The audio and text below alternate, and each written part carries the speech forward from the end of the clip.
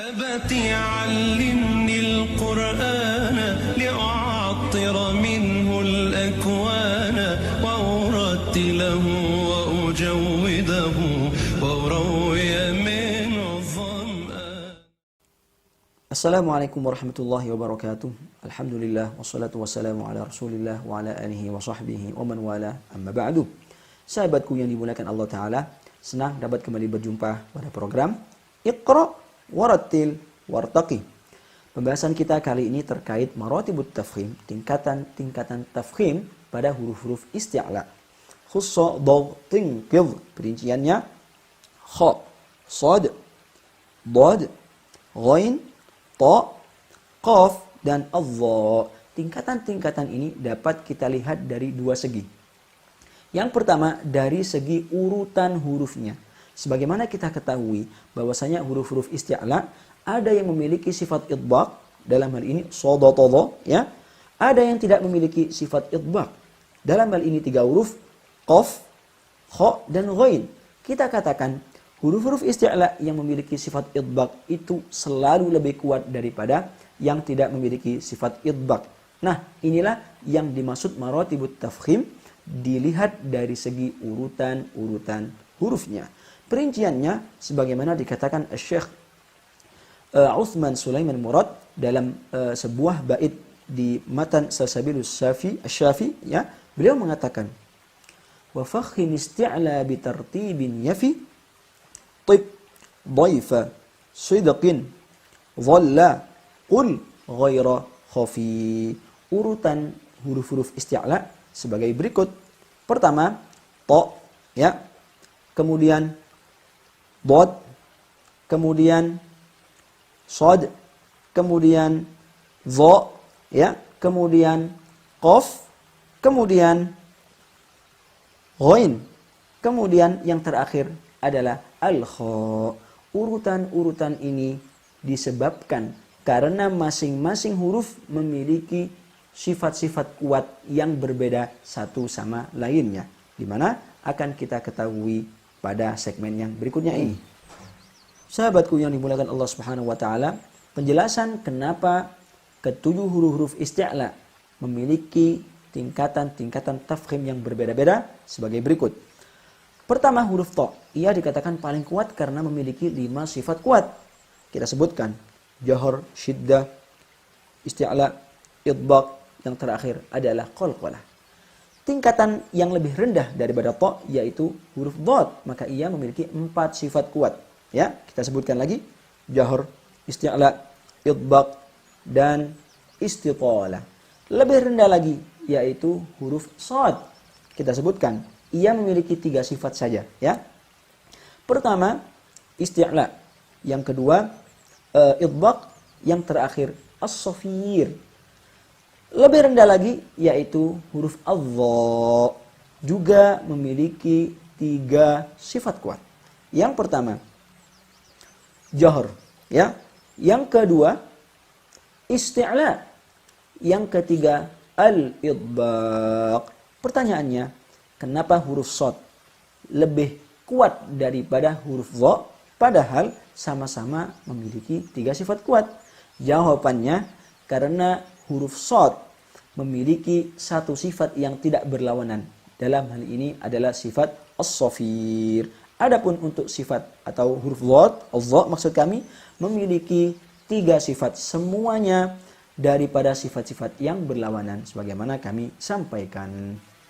Setelah kita mengetahui tingkatan-tingkatan tafkhim pada huruf isti'la yang idbaq, sekarang mari kita lanjutkan tingkatan tafkhim pada huruf-huruf isti'la yang tidak memiliki sifat idbaq.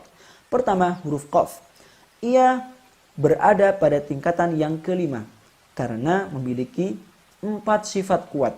Kita sebutkan syiddah, jahar, isti'la, yang terakhir adalah qalqalah, ya. Sebuah pertanyaan, kenapa huruf qaf tidak ditempatkan sebelum huruf dha dan shad? Padahal huruf qaf itu memiliki 4 sifat kuat, sedangkan huruf shad dan dha memiliki 3 sifat kuat. Jawabannya, yang menjadi penentu kekuatan di sini adalah sifat idgham. Ya, di mana huruf shad dan huruf dha memiliki sifat idgham. Adapun huruf qaf tidak memiliki sifat idgham. Makanya huruf shad dan huruf dha ditempatkan ke tingkatan tafkhim yang lebih tinggi daripada huruf qaf. Sahabatku yang dimuliakan Allah Ta'ala, tingkatan yang ke-6 dalam hal ini adalah huruf ghain. Huruf ghain memiliki 2 sifat kuat. Pertama, jahr. Yang kedua, isti'la. Adapun yang setelahnya atau tingkatan huruf-huruf isti'la yang paling ringan ya atau yang paling rendah tingkatan tafkhimnya yaitu kha. Maka kita katakan huruf kha memiliki satu sifat kuat yaitu al-isti'la. Setelah kita mengetahui maratibut tafkhim dari segi urutan huruf, sekarang mari kita mengenal maratibut tafkhim dari segi keadaan huruf tersebut. Di mana para ulama membaginya menjadi 5. Di mana bagian yang pertama sampai terakhir memiliki kadar tafkhim yang berbeda-beda. Pertama, huruf-huruf isti'la dalam keadaan fathah, di depannya terdapat alif. Kita praktekkan. Qala, baqa, sali, zahir, qala, ghafila, khafa. Yang perlu diperhatikan, untuk memastikan tafkhim kita tepat, tidak harus dengan memonyongkan kedua bibir, karena ini berlebihan. Contoh yang tidak tepat. Tola, ya, tola. Nah, ini berlebihan. Oke, kita bulatkan kedua bibir sebagai indikasi tafkhim, tapi tidak harus monyong, karena bulat dengan monyong itu berbeda. Kalau kami contohkan monyong demikian, kalau kami bulatkan maka akan sedikit meringan, dan itu yang ideal ya. Misalnya demikian. Ini dia ya. Suaranya juga berbeda sehingga yang tepat tidak perlu sampai monyong. Tola. Adapun tingkatan tafkhim dari segi keadaan yang kedua, ketika huruf-huruf tersebut berharokat fathah, di depannya tidak ada alif. Kita praktekkan lagi. Qalaba, dhalla, dhalla, fasabba, ya, dhalla, qatala, ghafara. Yang terakhir, khala. Adapun tingkatan yang berikutnya, ketika huruf-huruf isti'la berharokat dhammah. Contoh, wa yatufu. Sekali lagi, wa yatufu, mawdud, summun, zufur, yaqulu, yaghuz. Yang terakhir, nakhud. Sekali lagi, nakhud. Adapun tingkatan yang keempat, maka ketujuh huruf isti'la dalam keadaan sukun. Tingkatan yang keempat ini dibagi menjadi 3 bagian. Yang pertama, sukun sebelumnya fathah ataupun dhammah, ya. Bila fathah dikembalikan ke tingkatan yang kedua, bila dhammah maka dikembalikan ke tingkatan yang ketiga. Sebagaimana dikatakan Al-Imam Al-Mutawalli, "Fama ata min qablihi min harakah fafridhu mushkalan bitilkal harakah." Ya. Contoh ketika huruf isti'la sukun sebelumnya fathah. Yatalubuhu, yadriba, yasla, tazma'u, wa yaqdir, yaghfir, wa yakhlud. Tingkatan tafkhimnya masih terasa kuat, ya. Adapun contoh yang sebelumnya dhammah sama, mutma'innun, ustud'ifu, musfarra, wala tuzlamun, muqani'i, mughraqun. Yang terakhir, mukhlasa. Adapun bagian yang kedua, ketika terdapat 5 huruf isti'la dalam keadaan sukun, sebelumnya berharokat kasroh. Pada bagian ini, sifat isti'la'nya masih terasa cukup kuat. Ya. 5 huruf yang kami maksud adalah 4 huruf idbaq, shad, dad, ta, dha dengan huruf qaf. Silakan disimak contohnya. It'amu, ridwana, isra, wa'idhum, wa alhiqni. Contoh lain untuk qaf, iqtaraba. Adapun tingkatan yang ketiga atau bagian yang ketiga ya daripada maratibut tafkhim yang keempat, ketika 2 huruf isti'la dalam keadaan sukun sebelumnya kasrah. 2 huruf yang kami maksud adalah huruf ghain dan kha, di mana kedua huruf ini hanya memiliki sifat isti'la tanpa idbaq ya. Silakan disimak praktiknya. Afrigh, kedua bibir dalam keadaan tersenyum seperti kita membaca huruf istifal atau huruf tarqiq. Kami praktekkan lagi. Afrigh sama dengan membaca ibe ya atau is, kedua bibir sekali lagi dalam keadaan tersenyum. Contoh untuk kha, ikhwana, ikhtilafa, bukan ikhtilafa, bukan ikhwana. Atau kembali ke huruf ghain, bukan demikian ighfir, tidak, tapi ighfir. Inilah yang dimaksud al-Imam al-Mutawalli pada sebuah bait, fahya wa intakun bi adna manzilah fakhimatun qat'an minal mustafilah.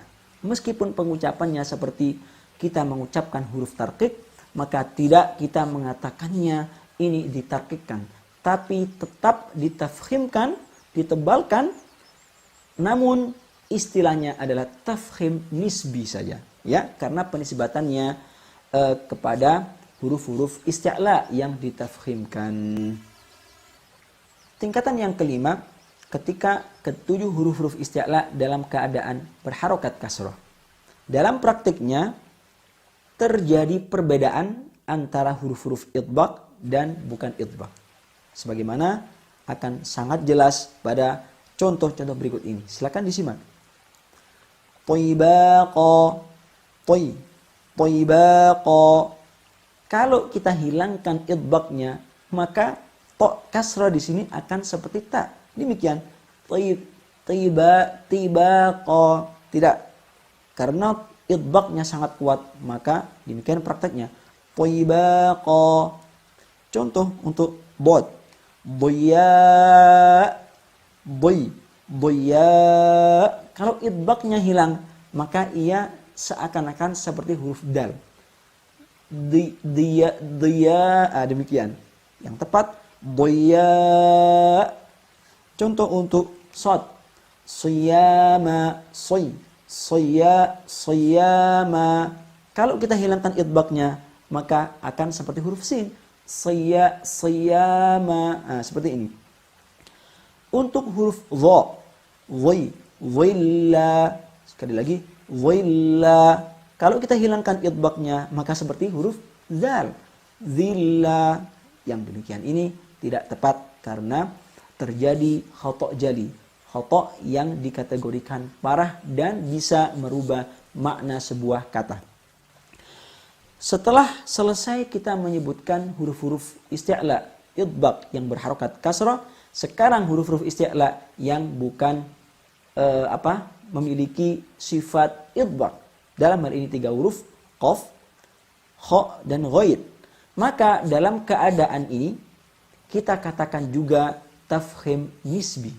Ya, dan cara mempraktekannya berbeda dengan keempat huruf-huruf isti'la yang idbaq. Silakan disimak. Pertama huruf qaf kasrah. Qiyama. Sekali lagi, qiyama. Tidak tepat bila kita praktekkan demikian. Qiyama. Ini kita katakan qaf kasrohnya memiliki sifat idbaq, padahal huruf qaf tidak memiliki idbaq. Ya, contoh di Al-Fatihah, al-mustaqim. Sekali lagi, al-mustaqim, bukan al-mustaqim. Tidak. ini seperti bacaan ismam ya. Qim. Satu segi kita mengambil bagian harokat dhamma kemudian kita kasrohkan. Ini seperti ismam, seperti qila pada qiraat selain hafs ya, seperti bacaan Imam Al-Kisai ya. Al-mustaqim. Ini tidak tepat. Yang tepat sekali lagi al-mustaqim. Contoh pada ghain kasroh. Willa. Jadi kita memulai suara huruf tersebut dengan tersenyum seakan-akan kita membaca huruf tarqiq ya, misalnya sirra, kemudian fihi, sama ya dengan tersenyum. Kami praktekkan lagi. Willa bukan willa ya. Contoh pada kha. Khiyanah bukan khiyanah. Karena kalau demikian ini huruf kha memiliki sifat isti'la dan idbaq. Padahal huruf kha tidak memiliki sifat idbaq. Sekali lagi yang tepat. Khiyanah bukan khiyanah. Berikut ini beberapa kata yang terdapat huruf-huruf tafkhim. Ya, silakan disimak.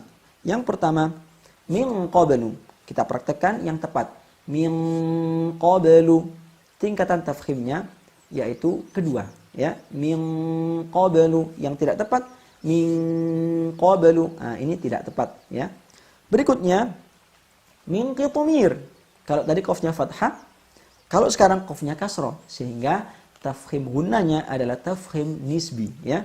Min qitmir. Yang tidak tepat min qitmir.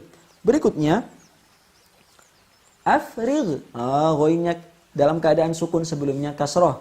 Tingkatan tafkhim yang keempat, bagian yang ketiga ya, sebagaimana kita telah mengetahuinya. Demikian prakteknya. Afrigh. Sekali lagi, afrigh alaina. Kalau praktek yang tidak tepat pada kata ini demikian, afrigh. Tidak, tapi afrigh. Kata yang berikutnya, sibaghil lil akilin. Kalau kita waqaf, sibagh. Sibagh. Karena tafkhim nisbi, huruf ghainnya sukun karena waqaf, sebelumnya huruf sukun, sebelumnya kasroh, masuk pada kategori tafkhim nisbi. Tidak tepat demikian, wasibagh. Sibagh. Tidak, tapi wasibagh. Kata yang berikutnya, idang qismah.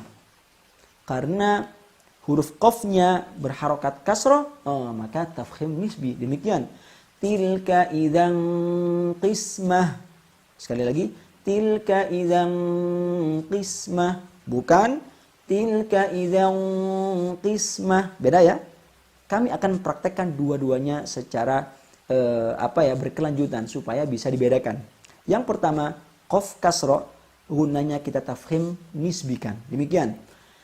Idzan, kalau kita sambung dengan tafkhim yang cukup kuat, demikian. Idzan,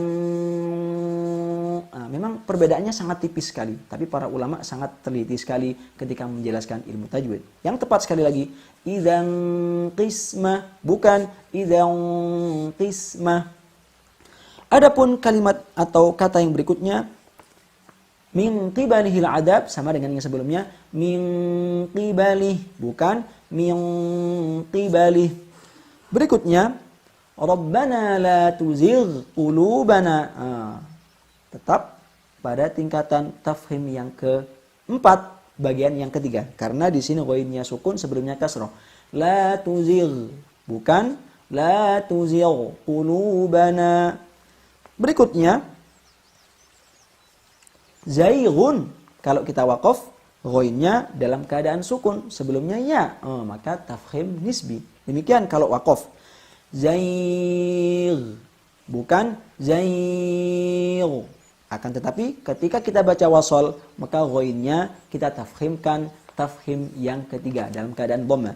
Zaighun. Contoh yang sama, syaikhun. Kha-nya berharokat dhamma atau dhammatain, tingkatan yang ketiga. Tapi kalau waqaf, karena kha-nya kita wakafkan dalam keadaan sukun, maka tingkatan tafkhim nisbi. Demikian, syaikh, bukan syaikh. Contoh yang berikutnya, Nudhiqahu. Qafnya di sini masuk bagian yang keempat, ya.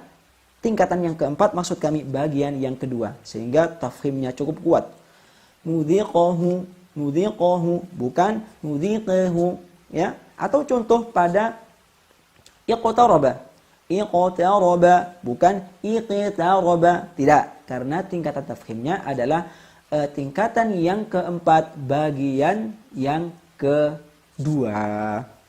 Sahabatku yang dimuliakan Allah Subhanahu wa taala, beberapa pertanyaan yang perlu kita jawab. Di antaranya, kenapa huruf qaf dalam keadaan sukun sebelumnya kasroh? Ia sama tafkhimnya seperti huruf-huruf idbaq sukun sebelumnya kasroh. Dalam hal ini tingkatan tafkhim yang keempat, bagian yang kedua, ya. Misalnya iqtaraba, kenapa tidak dibaca iqtaraba? Karena huruf qaf di sini alasannya tidak memiliki sifat idbaq. Jawabannya karena huruf qaf adalah satu-satunya huruf isti'la yang dimana ia tidak memiliki sifat idbaq, tapi memiliki dua sifat kuat, yaitu jahar dan syiddah. Begitu juga qalqalah. Makanya ia masuk pada kategori tafkhim atau maratibut tafkhim yang keempat, bagian yang kedua, bukan bagian yang ketiga. Sebagaimana pada contoh ighfir dan ikhwana. Sekali lagi, yang tepat iqtaraba, bukan iqtaraba. Pertanyaan yang kedua, apakah tepat bila mempraktekkan tafkhim dengan mencucu? Demikian, tola, soli. Jawaban kami tidak tepat. Karena yang tepat adalah dengan membulatkan kedua bibir. Soli, tola. Tapi kalau ada yang mempraktekkan demikian, ketika ia adalah pemula, kita biarkan saja. Ya, daripada ia membaca tala, lebih baik tola. Dengan berjalannya seiring waktu ia terus belajar, kita bimbing perlahan-lahan sampai ia dapat mentafkhimkan huruf-huruf tersebut tanpa mencucu. Ya, ini adalah bentuk dakwah kita dengan cara berlemah lembut kepada seseorang yang masih dalam keadaan pemula mempelajari ilmu tajwid. Sehingga tidak benar ketika kita memaksakan, pokoknya kalau membaca huruf tafkhim nggak boleh mencucu. Tidak, marilah kita berlemah lembut, ya. Pertanyaan berikutnya, apakah dibenarkan ketika kita membaca tafkhim nisbi dengan sedikit kuat? Misalnya, la tuzigh qulubana, padahal yang tepat sebagaimana kami sampaikan, la tuzigh qulubana. Jawabannya, ini adalah versi tafkhim ulama Asyam. Ya, karena yang kami sampaikan itu adalah mazhab a'immah al-Misriyin. Ya. Pada mazhab al-Misriyin inilah kami lebih cenderung. Sehingga la tuzigh ini adalah mazhab Syami. Adapun al-Misri, mazhab al-Misri a'immah Misriyun, la tuzigh qulubana. Kedua-duanya sama-sama tepat, ya. Yang tidak tepat adalah yang tidak mengaji dan tidak memiliki sandaran mazhab yang kuat. Lalu ia menyalahkan yang ini, menyalahkan yang itu, ya. Sekali lagi, Al-Fakir pribadi lebih cenderung ke mazhab a'immah al-Misriyin sebagaimana kami sampaikan. Perbedaan antara ikhraj dengan la tuzigh qulubana. Di sini terdapat huruf ghain dengan huruf kha. Sama-sama di depannya terdapat huruf isti'la. Kenapa berbeda? Menurut mazhab a'immah al-Misriyin, pengucapan la tuzigh qulubana, meskipun di depannya terdapat huruf isti'la qaf, maka prakteknya masih tetap tafkhim nisbi. Demikian, la tuzigh qulubana. Huruf qaf di depannya tidak berpengaruh karena terletak di berlainan kata. Adapun pada kata ikhraj, maka dalam hal ini Al-Imam Al-Mutawalli mengecualikan wa kha'u ikhrajun bi tafkhimin atat min ajli ra'in ba'daha idh fukhimat. Kalau mengikut kaedah huruf kha sukun sebelumnya kasrah, maka tafkhim nisbi. Demikian ikhraj. Tapi untuk kha yang di depannya huruf ra dikecualikan, maka ia naik derajat tafkhim ke tafkhim maratibut tafkhim yang keempat, bagian yang kedua, bukan bagian yang ketiga. Demikian ikhraj, bukan ikhraj. Sama dengan cara membaca ini, awikhruju, bukan awikhruju. Intinya pada setiap huruf kha sukun di depannya kha sukun sebelumnya kasrah, di depannya terdapat huruf ra, maka ia ditafkhimkan lebih kuat. Ikhraj, bukan ikhraj. Demikian yang dapat kami sampaikan, semoga bermanfaat untuk kita semua. Wabillahi taufiq wal hidayah, waridha wal inayah. Wassalamualaikum warahmatullahi wabarakatuh. أبتي علمني القرآن لأعطر منه الأكوان وأرتله وأجوده